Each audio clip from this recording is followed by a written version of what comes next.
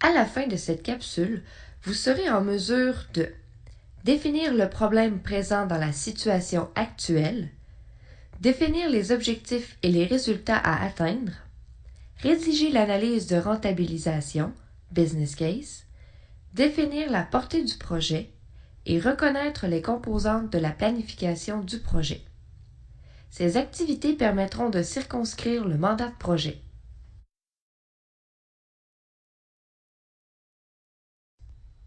Lorsque le projet est sélectionné, il faut maintenant circonscrire le mandat du projet.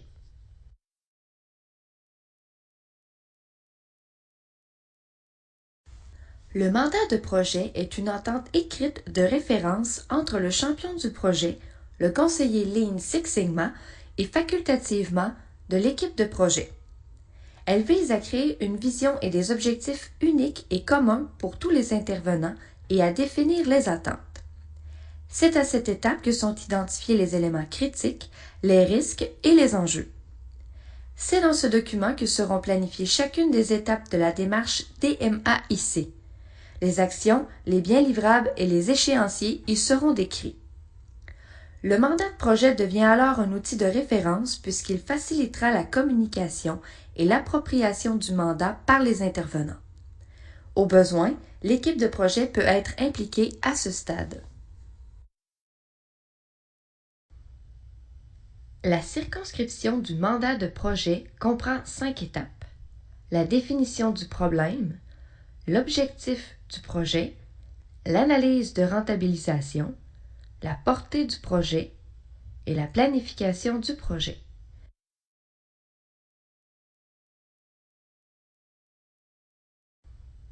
Commençons par la définition du problème. Il y a un problème lorsqu'il y a une différence entre l'état actuel et l'état désiré. Un bon énoncé de problème va expliquer avec précision et concision cet écart entre l'actuel et le désiré. Par conséquent, la définition doit démontrer la défaillance de façon précise et sans ambiguïté. Aussi, il est important de fournir des données chiffrées pour quantifier le problème et préciser clairement l'importance de son incidence. On veut éviter d'annoncer une catastrophe ou un problème majeur alors qu'on est incertain de son ampleur. On veut prendre une bonne décision basée sur les faits. La définition du problème précise et chiffrée permettra de convaincre de la présence du problème et de la pertinence d'intervenir sur ce dernier. Un bon énoncé de problème doit éviter de spéculer en laissant sous-entendre la source du problème ou en désignant des solutions. En effet, si la source du problème est connue, il n'est pas nécessaire de mesurer ou d'analyser la situation. Par ailleurs, si la solution au problème est connue, il suffit de l'implanter. Ce genre de problème ne s'applique donc pas pour un projet Lean Six Sigma. Il faut retourner à la phase définition et sélection de projet, car quelque chose cloche. À la brûlerie verte, les temps d'attente sont tellement élevés que les clients quittent avant d'avoir commandé. On pourrait d'abord penser que l'objectif est de réduire le temps d'attente moyen pour mieux servir les clients et éviter leur départ. Toutefois, ce n'est pas l'objectif fondamental de notre projet. L'objectif réel est de réduire les départs de clients. La réduction des attentes est une solution pour atteindre le but. Lors de l'analyse, mal définir l'objectif risque de nous faire perdre de vue de nombreuses causes possibles.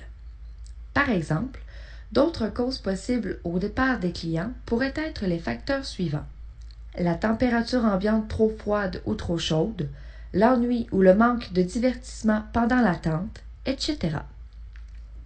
Si ces causes sont ignorées pendant l'analyse, les pistes de solutions qui y sont liées le seront également.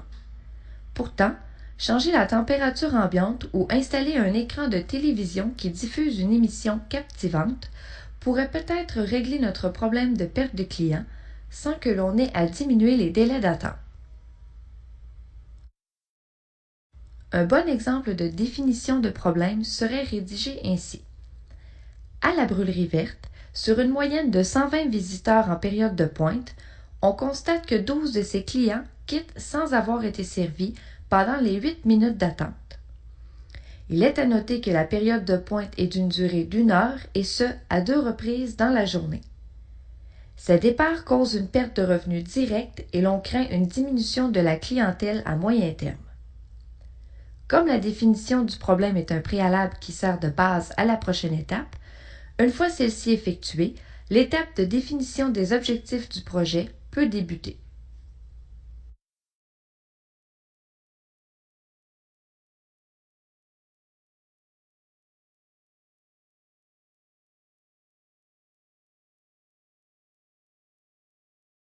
Une fois la définition du problème complétée, vient ensuite l'élaboration des objectifs du projet.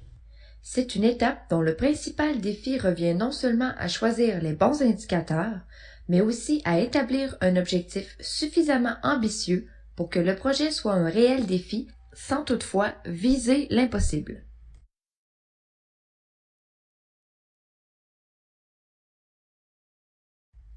Pour chaque objectif à rédiger, il faut vérifier que les données de référence, c'est-à-dire les données en lien avec l'objectif, sont disponibles ou peuvent être obtenues. Il n'est pas utile d'élaborer un objectif qu'il sera impossible de mesurer par manque de données. Les objectifs doivent également tenir compte de la situation actuelle, c'est-à-dire qu'ils ne doivent pas seulement être établis en fonction de la situation souhaitée, mais bien être basés sur la situation telle qu'elle est actuellement pour demeurer réaliste. On veut aussi connaître l'état actuel pour établir le point de référence du projet et déterminer si on s'est amélioré à la fin du projet. Pour s'aider à chiffrer l'objectif, il faut évaluer la capacité potentielle du processus.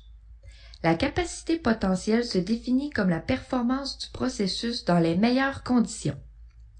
À ce stade, on va étudier notre processus à court terme quand tout va bien, ou encore réaliser une étude de comparable dans l'industrie, un benchmarking. Cette valeur idéale va nous permettre de positionner notre objectif en fonction de la maturité de notre processus. Finalement, chaque objectif du projet doit être défini selon les critères SMART, c'est-à-dire qu'il doit être spécifique, mesurable, approprié, réalisable et défini dans un intervalle de temps donné. Ces objectifs seront évalués en termes financiers par l'analyse de rentabilisation, le business case en anglais.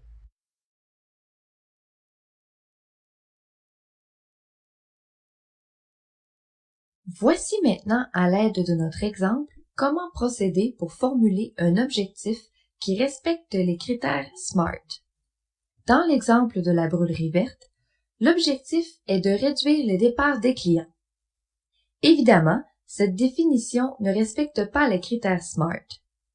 Tout d'abord, il est important de préciser notre objectif afin qu'il soit spécifique. Notre exemple est relativement simple.